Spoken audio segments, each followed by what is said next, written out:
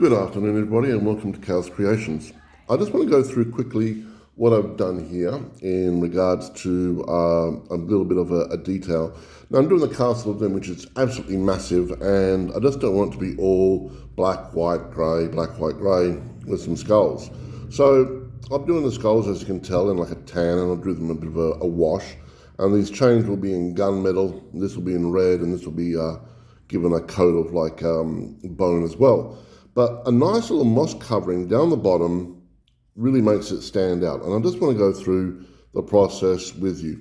Initially, I started with a dark green, like a dye, like an acrylic ink.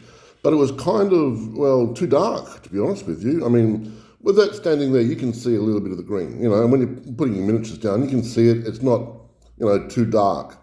So I had to bump it up a notch. So I just want to go through the process. Now, what I ended up using was good old Tesseract green, but I heavily watered it down. I mean, heavily watered down. So this was about, I'd say about just under half full.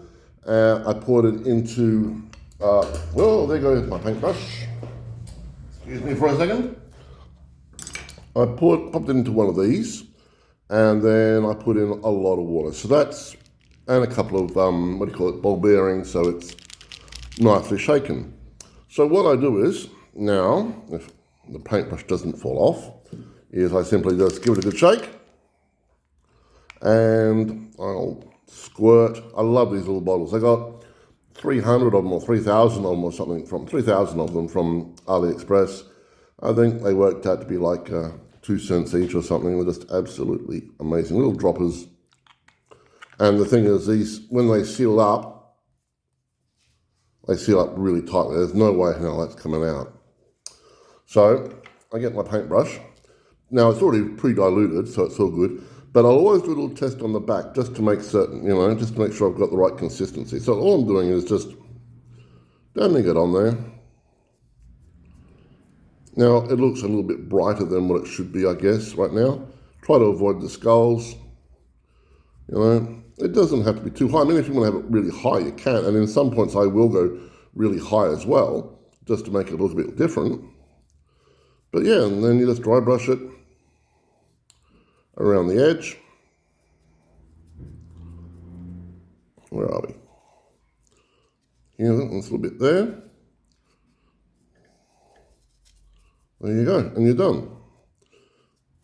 Now, if you want to, you can give it a second coat.